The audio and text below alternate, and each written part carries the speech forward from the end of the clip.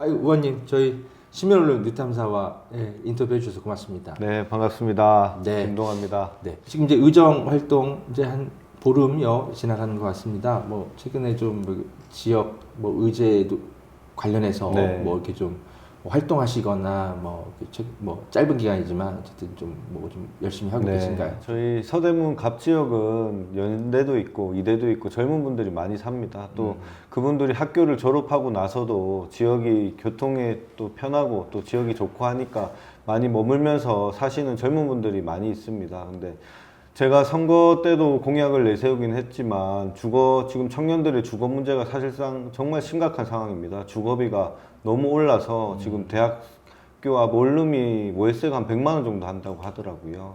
좀 그런 부분에 대해서 많이 챙기고 있는 상황이었는데 최근에 그 서대문 연희동에서 전세 사기가 대규모로 발생해서 한 90명 정도의 피해자가 발생했습니다. 그분들 저희가 간담회 가지고 전세 사기 대책에 관해서도 설명을 드렸고요. 또 저희가 협조할 수 있는 것은 최대한 협조하고 또 한편으로는 지금 우리 전세 사기 특별법이 그분들을 보호하기가 많이 부족한 상황입니다. 그래서 저희 민주당이 21대 마지막에 국회는 통과했지만 대통령 거부권으로 무산된 전세 사기 특별법 개정안을 꼭 통과시켜서 선구제 후 회수 이 방향으로 저희가 지원해드리려고 하고 있습니다. 네. 국가의 시스템의 부족으로 벌어진 일이잖아요. 사실 그러니까는 맞습니다. 사실 국가가 먼저 일단 구제를 하고 그러고 이제 진짜 책임져야 될 사람들에게 구상권을 행사하고 그게 맞지 않나. 이게 단순한 사기나 뭐 대규모 금융 사기나 이런 문제가 아니라 보통 사기 같은 경우에는 본인이 투자를 하거나 아니면 더 큰 이익을 바라보기 위해서 뭐 속았거나 당하는 경우가 있지 않습니까? 이런 데까지 뭐 국가가 지원해줘야 되냐 이런 의문이 있지만 전세 사기 같은 경우에는 주거의 문제지 않습니까? 당연히 국가 시스템적 문제이고 국가에서 저는 충분히 지원해야 되는 게 맞다라고 생각합니다. 대통령이 왜 이렇게 중요한 문제인데 거부권을 행사를 왜 했을까요? 저는 사실 그 민주당이 주장했기 때문에 그 이유 말고는 따로 없을 거라고 생각합니다. 정말 이 청년들의 그런 시름과 그 아픔을 안다면 이걸 거부할 수는 없을 텐데 민주당이 당론으로 주장을 하니까 그것 때문에 거부한 게 아닌가. 그 이유 말고는 도대체 대통령으로서 저는 이해를 할 수가 없습니다. 그렇죠. 다분히 감정적이었던 네. 것 같습니다. 의원님 뭐 다른 의정 활동 좀 잘 하시겠지만 그래도 이제 그 변호사이시고 또 법사위에서의 활약도 사실은 좀 기대가 많이 됐었는데 뭐 꼭 그 상임위가 아니더라도 우리 사회 검찰개혁, 사법개혁 여러 가지 좋은 법안을 많이 발의하실 것 같습니다. 최근에 민주당에서 여러 성명도 내고 최고위에서도 관심을 갖고 있었던 여러 이제 검찰개혁의 문제들 많은데 뭐 최근에 이제 이화영 전 경기부지사 1심 판결에 대해서 굉장히 지금 말이 많습니다. 오늘 최고위에서도 집중적으로 문제제기가 좀 있었는데 이런 그 판결은 좀 의원님은 좀 보시기에 어떻게 보셨습니까? 저는 참 원래 검사가 아무리 조작을 하더라도 그거를 판사가 좀 걸러주고 진정한 정의를 찾아가는 게 판사와 사법부의 역할이라고 생각합니다. 근데 이게 단순히 판결문만이 그렇게 나온 게 아니라 재판 과정에서부터 이화영 부지사가 3번이나 연속으로 구속을 시키고 재판부가 직접 영장을 발부해서요. 또 한편으로는 증인신문 과정이나 이런 상황에서도 검찰 편을 많이 들었다는 얘기를 들었습니다. 저희가 변호인들이 적절히 반박을 하더라도 오히려 변호인들한테 또 지적을 하고 판사께서 그리고 또 한편으로는 그때 당초에 있던 변호인이 지금 이화영 부지사가 검찰에 회유를 당하고 있다 이런 폭로를 재판정에서 하고 이화영 부지사의 진술을 믿으면 안 된다라는 의견서까지 제출했는데 그런 변호인의 정당한 변호 활동을 재판부에서 제지를 하고 무시하고 그 의견서를 반려하고 이런 일련의 과정 속에서 이런 판결문이 나온 것이기 때문에 저는 이것도 너무 정치적인 판결이라고 생각이 들고 과연 이대로 우리 국민들이 사법부를 신뢰할 수 있을까? 이게 뭐 사법부에 대한 적절한 이제 민주적인 통제나 관리가 저는 필요하다고 생각합니다. 단순히 이게 민주적 통제라고 하면 꼭 민주당 의원들이 뭐 법관을 불러서 이렇게 저렇게 따지고 이런 부분이 아니라 우리 헌법 개정이나 사법 관련된 법률 개정을 통해서 배심원단을 확대를 하든지 시민들의 보통의 눈과 이 재판 결과가 일치되도록 만드는 그런 절차가 저는 필요하다라고 생각합니다. 근데 이제 뭐 진보 언론 기자들도 이런 주장은 좀 합니다. 그 뭐냐면 그래도 그 판사의 판단조차도 그렇게 비판을 하고 수용을 못하겠다 이러면 우리의 이제 민주주의 질서가 무너질 수도 있는 것인데 너무 진영주의에 네. 매몰된 이제 그런 정치적 주장 아니냐. 특히 이 대북송금 특검법은 민주당이 이렇게 주도하는 거는 오히려 네. 당대표를 보호하기 위한 거 아니냐. 신중하는 게 좋겠다. 뭐 한겨레 사설도 사실 최근에 그런 게 있었거든요. 그런 건 좀 보시면 어떻게 좀 설명하시겠습니까? 우선 사법부와 삼권 분립이 민주주의의 저는 본질이라고 생각하지 않습니다. 그거는 민주주의가 작동하기 위한 하나의 도구, 수단에 불과한 거고요. 그 도구와 수단이 잘못됐으면 충분히 거기에 대한 지적이나 뭐 개선책을 마련할 수 있는 거라고 생각합니다. 저는 삼권 분립이 우리 헌법이나 우리 전 세계의 절대적인 선이라고 생각하지 않아요.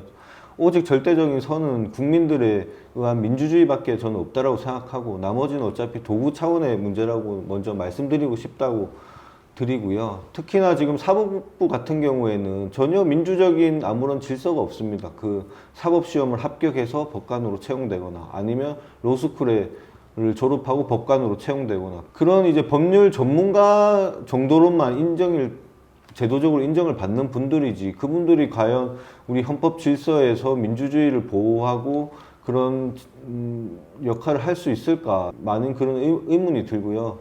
또 한편으로는 김대중 대통령께서도 사형 선고를 받지 않았습니까? 그때도 정상적인 사법 절차를 다 걸쳤습니다. 다 걸쳤음에도 불구하고 그런 정치적인 판결을 내린 사례가 있었고 지금 또 특히나 지금 검찰총장 출신이 대통령이 된 상황에서 그런 사건 조작이나 이런 사법부에 대한 어떻게 보면 수사나 그런 과정을 통해서 사법부가 어떤 판결을 내릴 수 있는지를 가장 잘 아는 전문가입니다. 그렇기 때문에 저는 사법부의 판단에 대해서 충분히 비판할 수 있다고 생각되고요.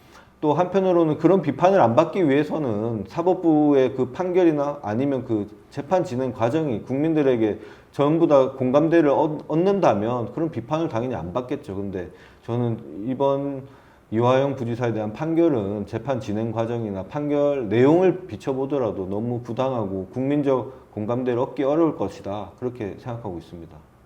알겠습니다. 삼권 분립이라는 게 뭐 입법, 행정, 사법부가 네. 마음대로 해라. 무조건 존중하겠다 이게 아니라 아니죠, 서로 당연히. 감시하고 경쟁하고 또 협력할 것 민주주의 발전을 협력할 것 협력하고 그런 것이라고 저희 국민은 좀 생각을 합니다. 맞습니다. 최근에 그 민주당이 이제 당원 당규를 개정을 해서 권리당원들의 의사가 당의 중요 결정 과정에서 반영되도록 많은 그 규정 작업을 속도감 있게 하고 있습니다. 의원님은 최근에 이런 당의 네. 어떤 개혁 움직임에 대해서 어떻게 좀 보고 계십니까? 저는 일단 큰 틀에서는 직접 민주주의 방향으로 가는 것이 맞다라고 생각합니다. 역사적으로 왕이 모든 걸 지배하다가 그 다음에는 뭐 귀족이나 봉건 군주가 지배하다가 다음에는 저는 대의제라는 게 사실은 대의제를 투표를 통해서 누군가를 선정하면 그 대의제로 투표된 자는 어떻게 네. 보면 귀족이나 군주와 비슷한 성질이 있다고 생각합니다. 근데 네. 대의제를 이제 뛰어넘는 게 바로 직접 민주주의라고 생각하고요.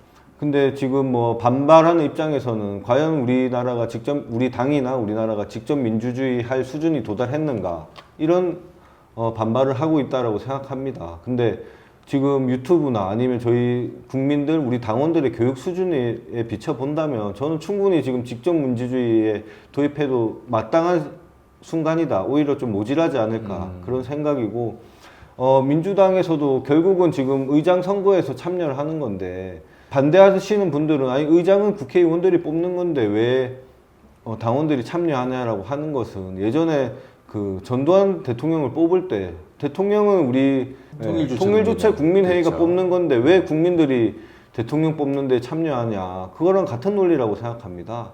따라서 특히나 20% 정도 반영하는 것은 저는 뭐 크게 뭐 문제가 되지 않을 거라고 생각하고요. 뭐 강성 당원이나 이런 문제도 지금 단순히 우리 민주당이 한 뭐 몇십만 당원이 아니라 지금 200만, 뭐 500만 당원까지도 있다라고 말씀하지 않습니까? 그런 집단지성이 있는 상황에서 그 소수의 당원들에 의해서 뭐 어떤 방향성이 정해진다든지 그런 일은 발생하지 않을 거라고 생각합니다.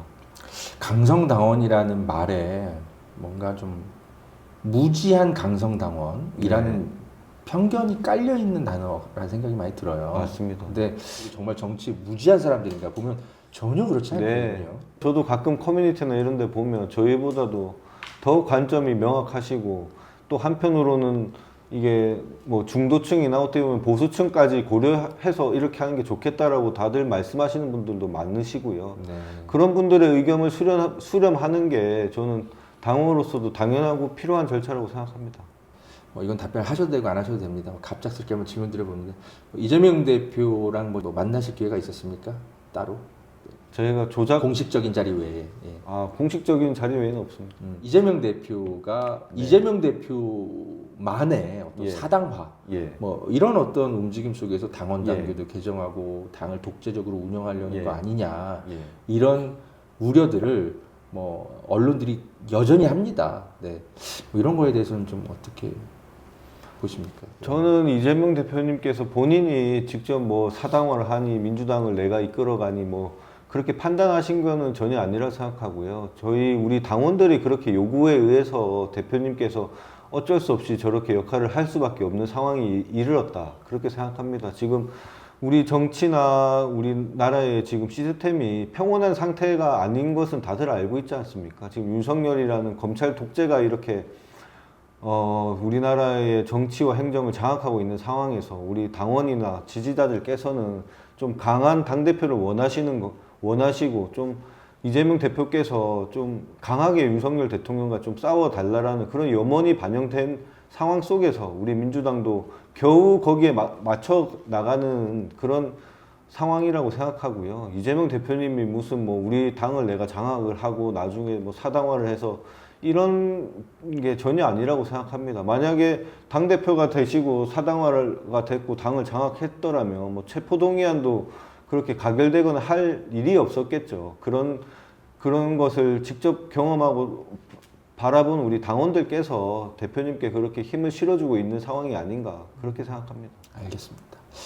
그리고 최근에 이제 상임위 배분 문제 관련해서 국민의힘이 좀 반발이 좀 큰 거, 뭐 당연히 반발하겠지만 정치적 목적으로. 그런데 어쨌든 뭐 한켠에서는 민주당이 그래도 어떻게 11개 또는 뭐 11개, 17개 아니면 이제 뭐 하여튼 뭐 최근에 뭐 국회의장이나 운영위원장, 법사위원장을 좀 다 가져가는 문제 관련해서 어쨌든 언론이 너무 이렇게 민주당이 다수 의석을 가지고 협치를 안 하는 거 아니냐 또 이런 문제 제기를 할 수도 있긴 하거든요. 이런 어떤 상임위 배분 문제와 관련한 어떤 협치 이런 것들 주문하는 언론의 문제 제기는 좀 뭐라고 좀 평가하시겠습니까? 저는 언론이 너무 형식적인 뭐 비판이라고 생각하고요. 협치나 뭐 대화와 타협 당연히 중요한 문제라고 생각합니다. 뭐 다만 아까도 말씀드렸다시피 지금 우리나라의 정치가 안정되어 있고 윤석열이랑 검찰 독재가 이렇게 장악하고 있는 상황이 아니라면 충분히 뭐 야당이든 소수당이든 뭐 국힘당하고 좀 대화와 협치를 해서 좀 그렇게 할 필요성이 있을 수도 있겠죠. 근데 지금 우리나라의 상황이 윤석열 검찰 독재라는 완전 의회를 지금 무시하고 무슨 법안을만 내면 다 거부권을 행사하는 이런 상황에서 과연 우리 민주당이 그런 과거의 협치나 이런 대화 타협을 이유로 지금 상임위 구성도 못하고 국힘당에 또 끌려다닌다면 그게 과연 국민들을 위한 것인가? 저는 그건 아니라고 생각되고요.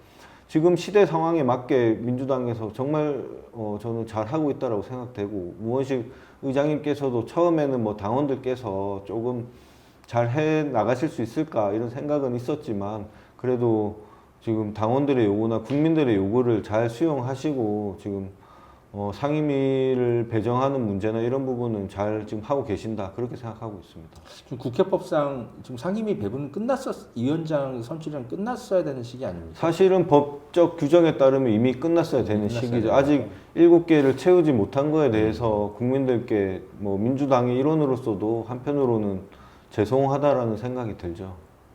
알겠습니다. 그 우리 김동완 의원님 뭐 제 1호 법안이 뭔지 사실 좀 네. 기자이자 국민으로서 많이 궁금했습니다. 네.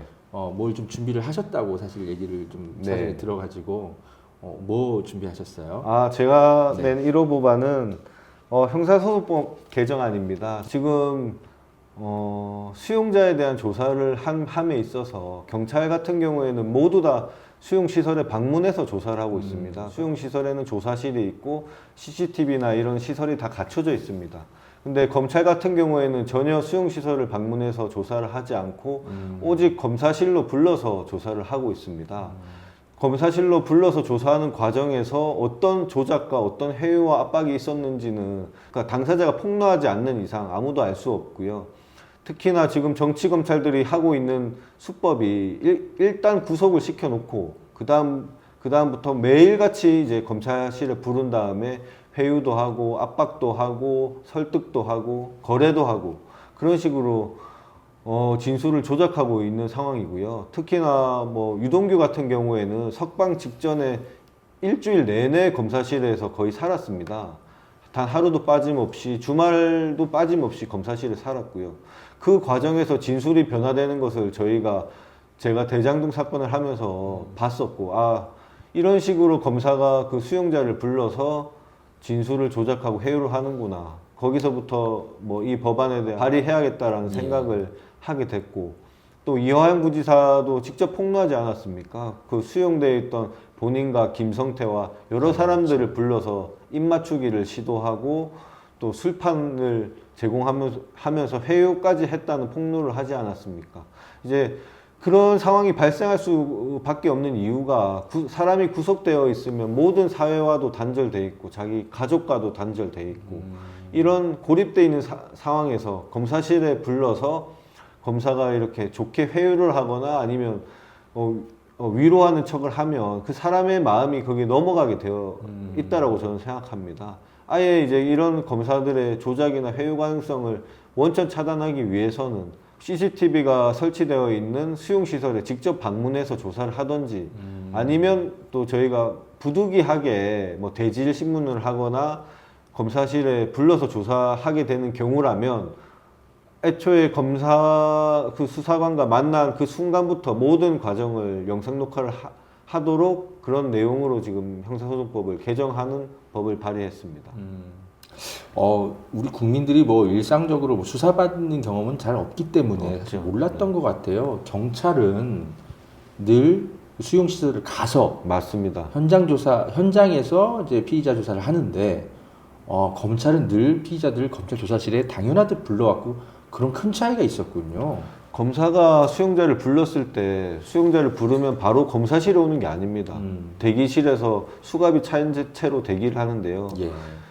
그 시간이 뭐 한 5시간이 됐든 6시간이 됐든 혼자 멍하니 앉아서 수갑을 찬 상태로 앉혀 놓습니다.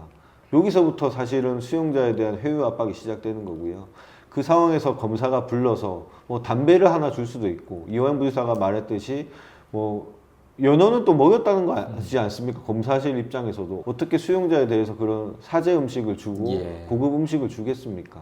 그런 걸 제공받으면 당연히 자기가 몇 시간 동안 혼자 그 독방에 대기하고 있는 사람에 대해서 그런 호의를 베풀게 되면 이 검사한테 협조해야겠다. 검사가 원하는 대답을 해야겠다. 사람의 심리가 그렇게 되는 거거든요. 특히나 좀 정신적으로 좀 약한 그런 사람들 또는 자기의 지은 죄가 많은 사람들은 자기 죄를 봐주겠다라고 하면 당연히 검사한테 협조할 수밖에 없는 거죠. 이런 시스템적인 문제를 아예 원천 차단하기 위해서는 검사가 그러니까 수용자에 대한 조사를 함에 있어서는 수용시설을 방문해서 조사해라. 그렇게만 된다면 사실은 저희가 무슨 거대한 검찰개혁을 외치는데 이런 부분 하나하나만 개선해 나가도 아무리 정치검사가 뭐 회유를 하고 압박을 하려고 해도 할 수단 자체를 저는 막을 수 있다고 생각합니다. 그래서 이런 부분부터 좀 시작하는 검찰개혁을 하겠다. 그렇게 말씀드리고 싶습니다. 지금 뭐 법안 제출은 하셨나요? 네, 이미 법안 제출했습니다. 그저께 했습니다. 어떤 의원들이 좀 함께 하셨나요? 주철현 의원님하고 김문수 의원님, 김우영, 윤종근, 이모경 의원님. 등등 많이 예. 도와주셨습니다. 계속 이제 설득 과정을 거치고 이제 네. 법안 이제 심사 거쳐서 어쨌든 이제 뭐 이렇게 뭐 발의하신 것들이 이제 통과가 이제 되도록 노력을 네. 하실 텐데, 네. 가장 시급한 검찰 개혁의 과제인 것 같습니다. 제가 볼 때 이게 네. 저도 그렇습니다. 네. 뭐 사실은 수사권 박탈도 당연히 추진해야 될 예, 문제인데 예, 그 예. 수사권을 사실은 박탈함에 인해서 좀 부수적인 게 많이 해결해야 되고 돼야 될 게 좀 많아서 그 부분은 좀 차근차근 진행할 필요성도 있다고 생각되고요. 다만 저도 지금 그렇지만도 최대한 신속하게 진행할 필요가 있다. 설마 이건 생각되고. 대통령이 거부권 행사 안 하겠죠? 정말. 저는 이거는 네. 본인의 정치 검찰의 손발을 완전 자르는 네. 법이어서 네. 아마 좀 많이 위축될 네. 거라고 생각합니다. 네. 6개월 안에 빨리 예, 통과시켰으면 좋겠네요. 네. 지금 법사위에 계신 지금 의원님들께서도 법안에 참여하셨든 안 하셨든 간에 다들 동의하신다는 의사를 표현해 주셨고요. 그렇군요. 이 부분, 이 법안이 저도 신속하게 처리될 수 있도록 많이 네. 노력하도록 하겠습니다. 알겠습니다. 마지막으로 저희 시민언론 뉴탐사 시청자분들이 주로 좀 이렇게 강한 민주당 그 중담 없는 개혁을 민주당이 주도하도록 응원하는 그런 시청자들이 굉장히 많습니다. 네. 아마도 이번 이제 국민 경선을 통해서 우리 당원들의 투표로 예, 서대문 지역구에서 이렇게 경선 때도 응원하시는 분들이 많을 겁니다. 우리 민주당을 응원하는 시민들께 우리 김동완 의원님 네, 인사 마지막으로 좀 해주시면 감사하겠습니다. 네. 아유, 응원해주신 분들께 감사 말씀을 이 자리에서 드리겠습니다. 저는 그렇게 생각합니다. 개혁이라는 것은 멈추는 순간 그것은 개혁이 아니라고 생각합니다. 우리 선배님들도 역시 어떻게 보면 386 우리 의원님들 역시 한편으로는 그 시대의 개혁 과제를 수행했던 분들이라고 생각합니다. 그러나 그 개혁이 멈추는 순간 심판의 대상이고 그 개혁이 멈추는 순간 보수화가 된다라고 생각합니다. 저는 끊임없이 개혁하고 끊임없이 자기 점검을 해가면서 민주당의 개혁을 이끌고 또 우리나라가 한 발 더 진보할 수 있는데 항상 노력하도록 하겠습니다. 감사합니다.